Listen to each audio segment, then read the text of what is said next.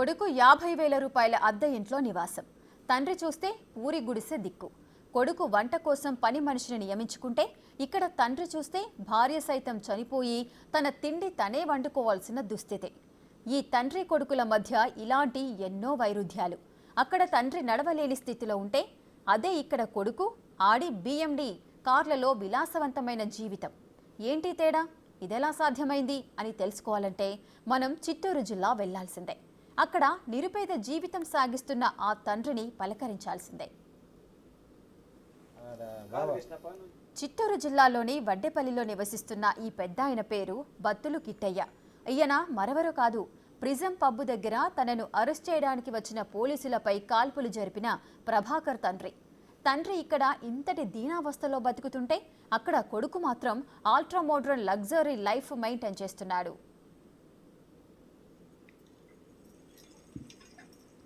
ప్రభాకర్ ఛాతిపై వింతైన గుర్తులు, 300 అంకెల టాటూస్. ఇక తన తండ్రికి నడవడానికి సరైన కట్టెలేదు. కానీ ఈ తండ్రి కన్న కొడుకు ప్రభాకర్ 10 లక్షలు ఖర్చు చేసి బీహార్ నుంచి 3 తుపాకులు 500 బుల్లెట్లు తెచ్చుకున్నాడంటే నమ్ముతారా? ఈ తుపాకులు పేల్చడం ఎలాగో నేర్చుకోవడానికి గాను ఒక కుక్కను సైతం చంపేసిన ఈతడి తండ్రి ఎంతటి దీనావస్థ అంటే ఆయన బేసిక్గా ఒక కుష్ఠరోగి. ఇంట్లో వారెవరూ దగ్గరకు చేరదీయకపోవడంతో తిరుపతిలో ఒక ఆసుపత్రిలో చికిత్స పొందారు. ఆ సమయంలో పరిచయమైన మహిళను పెళ్లాడి ప్రభాకర్కి జన్మనిచ్చారు. నాది చిత్తూరు జిల్లా సార్. చిత్తూరు జిల్లా మా స్వామి మండలము గుడ్డిపల్లి సార్. గుడ్డిపల్లి అయితే నాకు చిన్నప్పుడే కొంచెం లెపర్సీ వచ్చేసింది. లెపర్సీ వస్తే మందులు వాడాను. ఊర్లంటే పల్లెలంటే వస్తారు, మందులు వాడాను. అప్పటి నుంచి మళ్ళా అది తగ్గలేదు. ఈ కాళ్ళు నొప్పులు చేతుల నొప్పులు ఎక్కువైపోయినాయి. ఎక్కువైపోతే నేను తిరుపతి హాస్పిటల్కి వెళ్ళాను సార్. తిరుపతి హాస్పిటల్లో వాళ్ళు ట్రీట్మెంట్ ఇచ్చారు. అక్కడ తిన్నాను. అక్కడ ఏదో ఒక 4-5 సంవత్సరాలు ఉన్నాను అక్కడ. అక్కడి నుంచి మళ్ళీ ఏం చేశానంటే అక్కడ నాకు పెళ్ళి లేదు, ఏమి లేదు. నాకు జబ్బు అని చెప్పి నాకు గౌరవం లేదు ఊర్లో. ఇంకా ఊరు నాకు ఇంకా పనికిరాదు, ఊర్లో ఉండలేను కదా. ఈ జబ్బు అనేసి అందరూ అన్నప్పుడు నేను ఊర్లో ఉండలేక వెళ్ళిపోయాను సార్. వెళ్ళిపోతే హాస్పిటల్ నుంచి మళ్ళీ అక్కడైతే నాకు ఒక తింగర జతపడి తోడైంది తిరుపతిలో. మళ్ళీ అక్కడి నుంచి తిరుపతిలో ఇంకా నాలాంటి వాళ్ళు నువ్వు ఒకసారి. ఇదిలా ఉంటే 7వ తరగతి చదివే సమయంలోనే చెడు వ్యసనాల కారణంగా ఇల్లు వదిలి వెళ్లిపోయిన ప్రభాకర్ తన తల్లి చనిపోయినా కూడా రాలేదు. ఇక్కడ తండ్రికి తినడానికి గంజి నీళ్లకు కరువు. అక్కడ కొడుకు బెంజ్ కార్లలో తిరిగేంత విలాసవంతమైన జీవితం. మీకు తెలుసా, ట్రాఫిక్లో పోలీసు తనిఖీలు నిర్వహిస్తుంటే కారు అలాగే వదిలేసిపోయేంత రిచ్ ఈ ప్రభాకర్.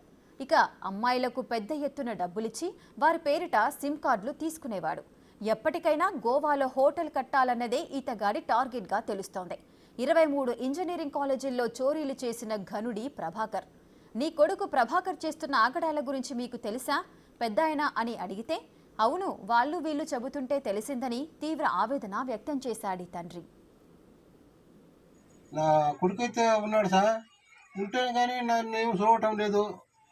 నా బతుకునేదే. నేను ఎక్కడ కూలి చేసుకోవడము, తినడము, ఉండడము.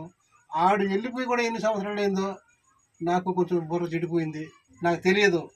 వచ్చి నా జీవనం ఇలాగా చేసుకుంటే అన్నం చేసుకుంటే తినొచ్చు, లేకపోతే నాకు ఎవరు పెట్టేవాళ్ళు లేరు సార్. వాడు ఎన్ని సంవత్సరాలు ఉండేది తెలియదు నాకు. కానీ తప్పు చేసినాడని అందరూ అంటున్నారు కదా. తప్పు చేసిన తర్వాత తప్పుకు తగిన శిక్ష మీరు ఏం వేస్తారో మీ ఇష్టం సార్. అది తప్ప నాకు వానికి ఎటువంటి సంబంధం లేదు సార్. మీరు ఏ శిక్ష వేస్తారో, తప్పు చేసినాడో తెలుస్తూ ఉంది, బాగా తెలుస్తూ ఉంది సార్. మీరు ఏ శిక్ష వేస్తారో ఏమో వేసుకోండి సార్. నాకైతే ఏమీ తెలీదు. నా బాధలు ఎట్లున్నాయి, అన్నం చేసుకోవడం, తినడము, ఇదే నా పరిస్థితి. ఇది సార్ నా పరిస్థితి. చనిపోవాలనే ఉండాలి సార్. ఈ అవమానంతో ఉండలేక చచ్చిపోదామనే ఉండాలి సార్. నేను 7 వరకు చదివాను చిన్నతనంలో. నాకు లెపర్సీ వచ్చింది. నాకు ఈ కర్మ ఉంటుంది ఎవరికి తెలుసు సార్. ఇప్పుడు ఎక్కడైనా కాలేదంటే బొబ్బలు చేస్తాయి, ఆసుపత్రికి వెళ్ళిపోవాలా ఉంది. ఇది సార్ నా పరిస్థితి. నాకు ఎటువంటి సంబంధము లేదు సార్.